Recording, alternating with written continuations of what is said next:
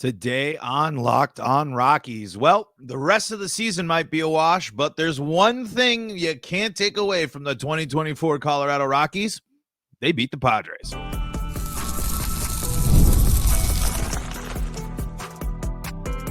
You are Locked On Rockies, your daily Colorado Rockies podcast. Part of the Locked On Podcast Network, your team every day. Rock on Rockies fans, welcome into the Locked On Rockies podcast for today, the 19th day of August in the year 2024. I'm your host of the Locked On Rockies podcast, Paul Holden, bringing you your daily Colorado Rockies talk right here on the Locked On Podcast Network, where you can find your team every day.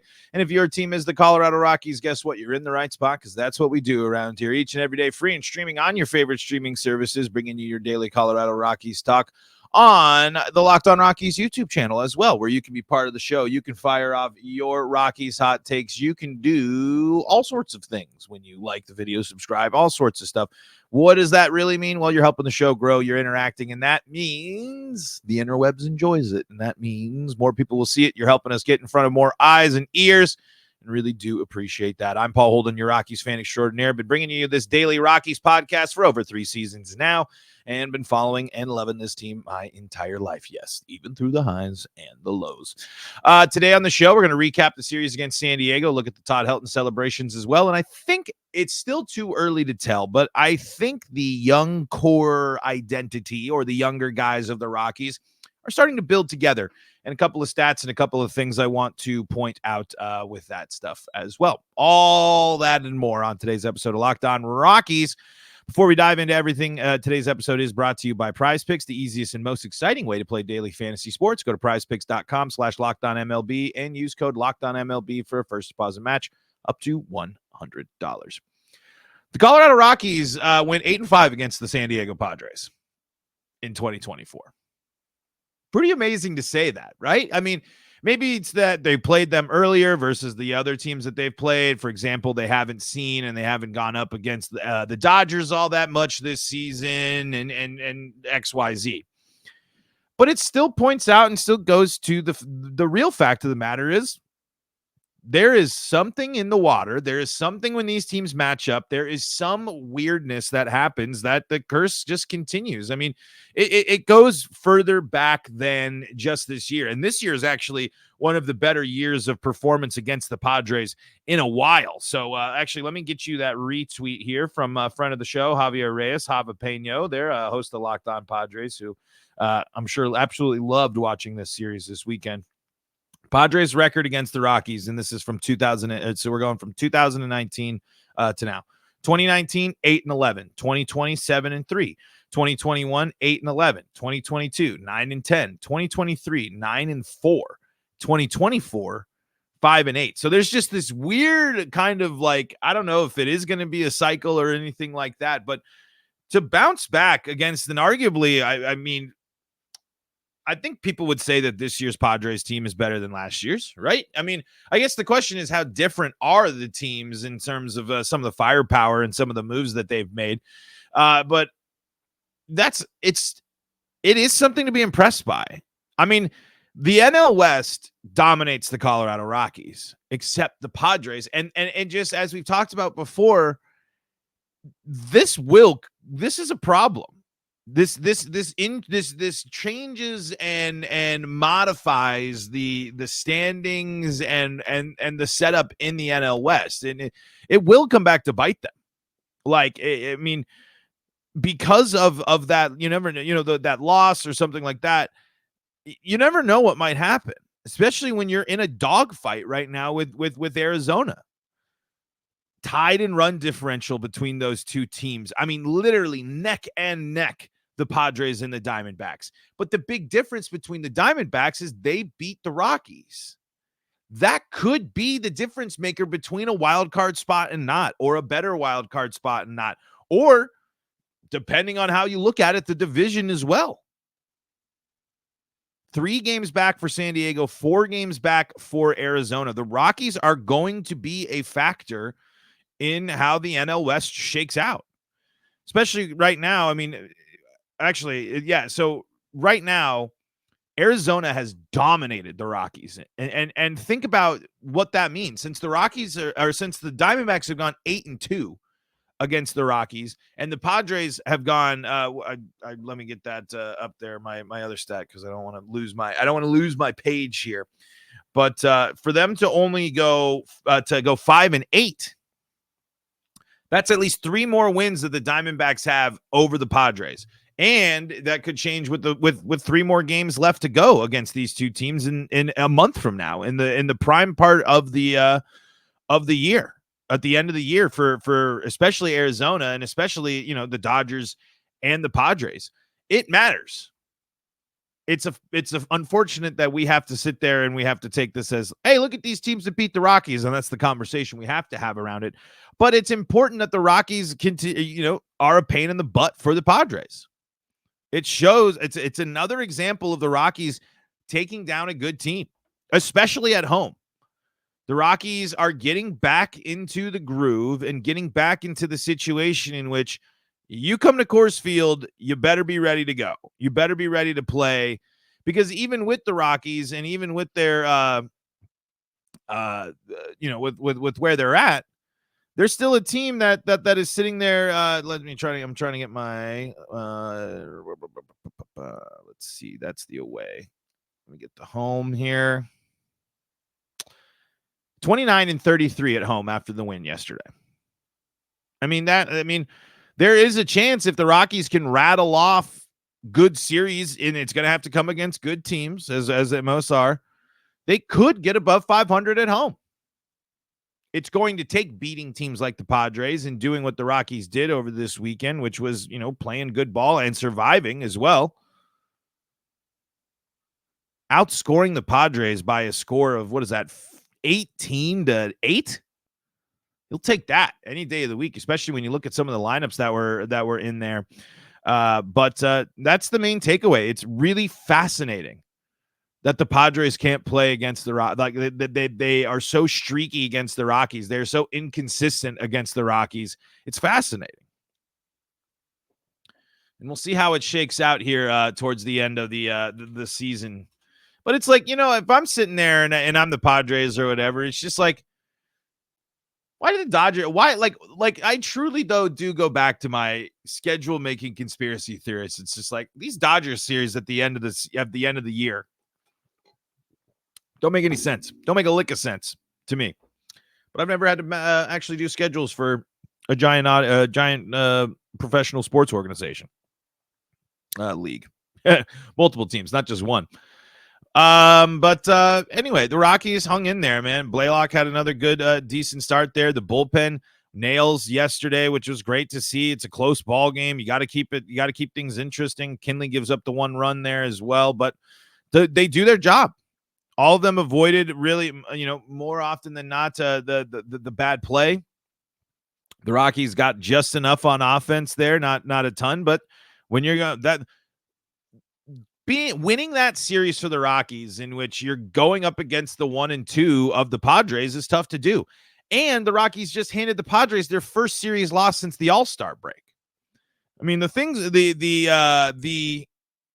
odds were not favoring the Rockies by any means. The odds were certainly stacked against the Colorado Rockies in many ways in that game yesterday, in really in all the games in this series. But for them to be the ones that hang in there, for them to be the ones that survive against a team that's very good at coming back and very good at being dangerous and coming back, you gotta be sit there and be happy with the way that went. I mean, in the grand scheme of things, it probably won't mean much down the line for the Rockies. But it certainly is going to mean something for the Padres. It's certainly going to have an impact. And if you're the Rockies, you got to feel pretty darn good about taking 2 out of 3 from one of the hottest and best teams in baseball. Another situation and another moment in which you did step up against a good team. It's been tough, and there's been a lot of frustration. And the game on Saturday was kind of a good example of when things can get out of hand and when the good teams start laying down the thump against the Rockies. But you can't ignore the fact that another series where the Rockies go toe-to-toe with a good team, and this time they come out on top. I mean, the last 2 series wins for the Rockies are against the Braves and the Padres.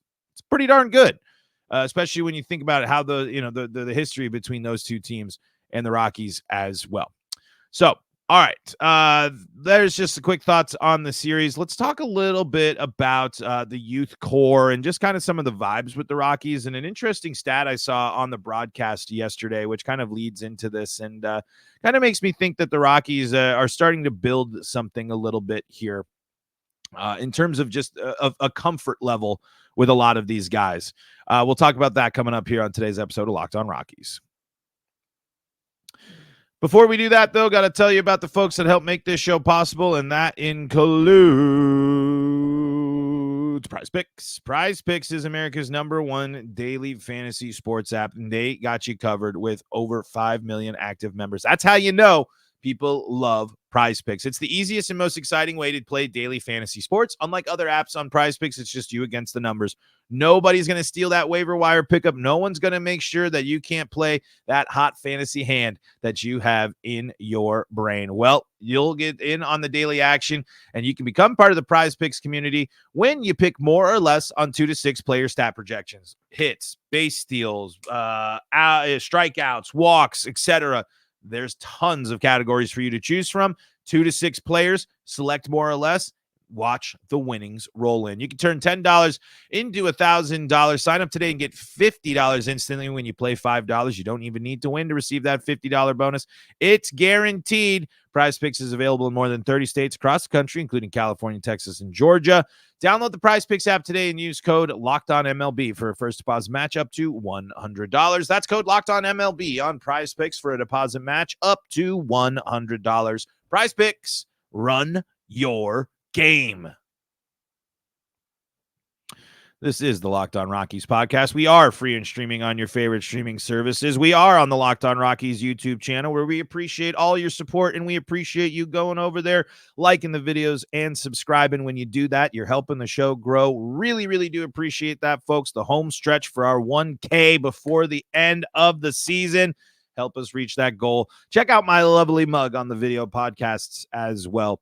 And if you can't get enough Locked On baseball coverage, Locked On MLB's got you covered for your second listen of the day. Our guy Sully's got you covered for all things in the world of baseball and getting you ready for the playoffs. Playoffs right around the corner, folks. It is just about postseason baseball time.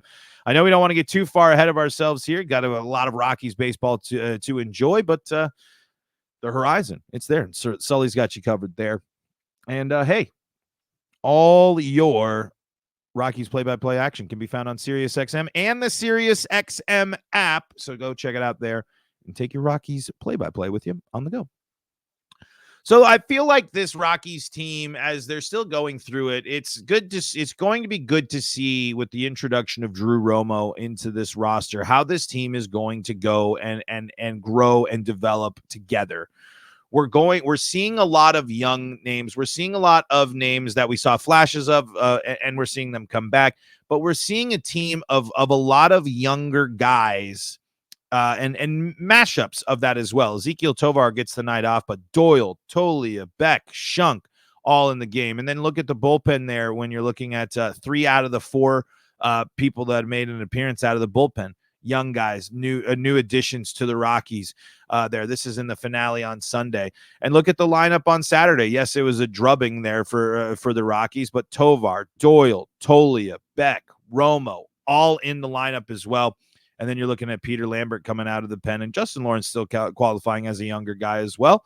And going up in that first game again, another situation in which you see Tovar, you see Doyle, Tolia, Beck, at least 4 young guys, and like we mentioned, a couple of young guys coming out of the bullpen, and Lucas Gilbreth making his return back to the Rockies as well. The point of the matter, or the reason I'm bringing this up, is it's good to see at least 4 of the young guys in there, and we know that with Doyle and Tovar, it's a kind of a standard type of thing for them. But Tolia has now played, I think, the most consistent amount at first base in years. Let me see if I can get, I believe Patrick Saunders had this for us here about Michael Tolia's consistent playing up playing first base here for the Rockies. Let me see. Let me see if I can find it. I don't know if it was him. Oh, okay, here we go. Rockies Michael Toglia started his 53rd consecutive game at first base, and this was for the game on Sunday. The longest streak since Todd's 52-game streak in 2008. And then he follows it up and says, for the record, the longest streak in Rockies history belongs to Andres Galarraga, 99 games from July 24th, 95 to May 11th, 1996. So through the end of the season, that might be an interesting thing there. But 53 consecutive starts for Toglia. It's boom. You're the starting first baseman. You're like, that's the standard that they set. That's the message they send. Right now, you are a starting first baseman, and you're going to go through the highs and the lows, and you are going to go through the ebbs and the flows of the season. Michael Toglia is going to be much better off now because he's getting his first actual consistent big league look. That's what's been frustrating about Hunter Goodman, a guy that hasn't been able to find himself in the lineup consistently, even though he's been able to fill positions that the Rockies needed filled. And now he's the victim of the roster crunch with the promotion of Romo. It's just good to see at least. I'd still like to see it a little more. You know, your Jake Cave and Sam Hilliard still poking their way into the lineups as well, and you kind of got to do that, especially with no Chris Bryant. And but now that you have Beck, you got to make sure that I mean, and with the way Beck again came right back and was performing just like we saw him performing at the beginning of the season, you have to continue to reward those guys and encourage those guys and build them up. We have to keep building up the confidence and the abilities of the young guys here throughout the rest of the season. And that's a confidence boosting series back there. That's, again, a series in which young guys are contributing and the bottom of the lineup, especially. When the Rockies put people in there, they get some of the best production in baseball from the bottom of their lineup. And I wanted to bring this up from the broadcast yesterday here. Most RBI from 7, 8, 9 hitters. And this is in all of baseball, according to the broadcast. The Rockies lead, or tied at least at this, with two other teams, the Padres and the Orioles. The Rockies getting 174 run production from the bottom of their order. The Rockies having a bottom of the order that generates more runs than anybody else. That's the type of sign you look there and you say, okay, there's something there, right? There's something to be encouraged by. There's something to explore there as you're seeing that this team, albeit the record is stinks and we know how it goes when they go on the road and blah, blah, blah. But that's a real stat. That is a stat, and again, we're slicing hairs to find one where the Rockies are leading things. I understand that, but to lead baseball at the bottom of your order from 7, 8, 9, that's the type of stuff you dream as a playoff team. That's the type of thing that will be a difference maker for the Padres, a difference maker for the Orioles, a difference maker for the other teams on that list when it comes to the playoffs. The difference between the Rockies losing, more games than they already will, and being a near 500 team at home that can throw punches at top level talent is due to the fact that they have a bottom of the order that's producing. But as always, with everything that we preach and everything that we say with the Rockies here, consistency has to be the theme. We have to see consistency. We have to see growth. We have to see replication of the positives, of the good things. Replicate what you did well against the Padres, against these other teams. I know every team is different, but what was working? The approach, the dive in, just seeing things, what you did to prepare. I don't know what it is, but you got to build off of that. And it really does seem like the Rockies are starting to get some solid, get some interesting production enough from their young guys that you can start sitting there. And when we are looking at the weeds and when we're getting in kind of into the thick of things and some things that you want to start kind of paying attention to as well, you have to be encouraged by that. When I saw that stat yesterday, I actually did kind of sit there and say, that actually makes me feel a lot better. That makes me feel better than what I thought. And that makes me feel more confident in the Rockies. It really does. But it's just that next step. It's making it consistent. It's all right. Here we go. We got exciting young guys, but we've saw the warning sign with Nolan Jones after that year. He spoke up about his frustrations this year. I'm using him as an example as like, oh, wow, look at that. Whoa, really exciting. Boom, here's that first year, super exciting, and boom. So now it's with Nolan Jones. It's the bounce back. It's the return. It's getting back there, and it's that same type of question is going to be presented to the young players of the Colorado Rockies as they continue to figure it out and continue to be challenged and go through it. But the best way for them to go through it and to figure out isn't by withering away in the minors. It's by going up against good talent, going up against some of the best pitchers in baseball, like they will throughout the rest of the season, and getting the job done, stealing some wins, and beefing up your own personal performances as well. So, good stuff there.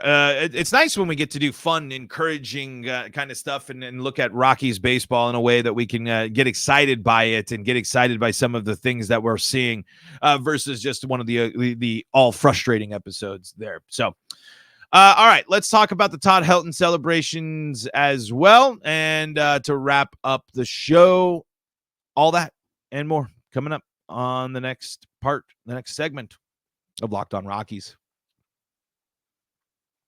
Before we do that, though, got to tell you about the folks that help make this show possible, and that includes FanDuel. FanDuel is your number one sports book here in America. And you've heard us talk a lot about FanDuel. Well, we have something a little different for you. Now through September 22nd, all FanDuel customers can bet $5 and get a 3-week free trial of NFL Sunday Ticket from YouTube and YouTube TV. Now, I use Sunday Ticket on YouTube TV and YouTube. It's great. It works really well on my phone. I don't have a lot of buffering issues. I could take it on the go. I get my multi-view, especially the best thing on Sunday when you want to throw up a couple of games at the same time. Maybe want to put up the Red Zone channel on there or something like that. Well, that's all capable and all doable with YouTube TV. And so why not put your sports knowledge to the test? Put a little wager down and get 3 free weeks of NFL Sunday Ticket. That means you got basically the first month of the football season covered. Then with the YouTube base plan, YouTube TV base plan, you'll be able to watch every regular season Sunday afternoon out of market game. All you need is a Google account and a current form of payment, and you can cancel anytime. Just visit FanDuel.com/lockedon. That's FanDuel.com/lockedon to check out the deal. And you can check out on all the props, the bets, all the futures, all the stuff available to you on FanDuel and the FanDuel app. Remember to gamble responsibly. Of course, FanDuel.com/lockedon to download America's #1 sportsbook. This is the Locked On Rockies podcast for free and streaming on your favorite streaming services and on the Locked On Rockies YouTube channel. Be part of the show. Like the videos. Leave your Rockies hot takes. Let me know what's on your mind when it comes to the Colorado Rockies. They're on Locked On Rockies YouTube channel. Let's see here. This weekend also saw the Todd Helton Hall of Fame celebration. What a delight, man. What an absolute treat that it was to see that and for the Rockies to win 2 out of 3. I know the big ceremony day that kind of laid an egg, but that's all right. It's always a good reminder for a young, nostalgic Rockies fan like myself and for a lot of people. Man, it'll never get old watching people learn about the greatness of Todd Helton, seeing the stats and understanding the greatness and seeing his positive impact on the game of baseball. The broadcast mentioned this as well, where it was all the Padres were up there was no Padres dip below. There's the sign of respect between the players that understand that Todd Helton, that man being respected or reflected on the field, was one of the greatest to ever play the game. Todd Helton is what all of those baseball players, Padres, Rockies, anybody out there wants to be. And it was great to see that level of it's great to see that level of respect. It was great to see everything that was put on, and it was great to hear, man, talk about a Rockies fandom overload moment, right? Going into the game on Friday, sitting there. Todd Helton's in the booth breaking things down. Charlie Blackmon walks up to the dish and hits a bomb. Oh, man. Woo! You'll take that any day of the week. And especially like when you're thinking of that moment there, right? I mean, two guys that, while Charlie isn't probably going to end up in the Baseball Hall of Fame, there will be no one that wears his number ever again. It will be up there. He will be remembered as the next Mr. Rocky, the one who really carried the torch the one that stayed here, the one that didn't force his way out via trade, the one that didn't leave in free agency, the one that stayed with the Rockies. Charlie Blackmon is that guy now. There's a great chance that Charlie Blackmon's entire career is played in Colorado. And that means something. It means, as you saw on Saturday, and as you've seen throughout this whole process, that means something.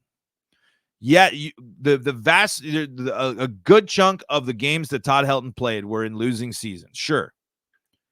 But when it mattered, and when the big moments shined on him, he was ready, and he was the representative for Rockies baseball. He was the one to set the standard for the Colorado Rockies. He was the example. And Charlie Blackmon, I mean, I would say has done a pretty darn good job of living up to the mantle of bearded vet that sticks with the Rockies for a long time. That's an offensive threat. That's a beloved fan favorite. I mean, you can tell just how important Todd Helton is to the Rockies. You can tell how important he is to the broadcast booth. You can tell how important he is to the foundation, to really everything. I mean, and for him to be able to be someone that these young guys, this entire new generation of Rockies who are trying to break out and make their way onto the roster and get themselves a starting spot or make a name for themselves. They get to work with that guy, and they got to experience it and have an interaction with him and have him be on your side wearing your jersey. That's cool to me, man. That's got to be inspiring. Those young guys, I mean, and all the Tennessee Volunteers out there, to see that dynamic duo. I know that it wasn't just the Rockies. I mean, that stuff matters. And it was a great little ceremony too. I mean, it was great to see the 17 there. It's great to see it shows. It highlights the importance of those cornerstone players. There's a reason why the Rockies really did believe in the big name too. Bringing in the Chris Bryant and not wanting to go through seasons without a big name on your team, because the influence, the gravity, the stakes, the everything that goes into having a player of Hall of Fame caliber on your team is just a total game changer there. So, man, it was great to see. Great speeches. Would have liked the Rockies to play better. But like we said, 2 out of 3. We'll take series wins any way we'll get them. Sweeps certainly always would have been better, and you would have liked to back up our guy Todd. But at the end of the day, that's a great weekend for the Rockies. And I've talked a lot about Todd Helton. I got an hour and a half long podcast, but it's just really, that was a really cool thing. And it was just another moment and another opportunity for Rockies greatness to be reflected upon.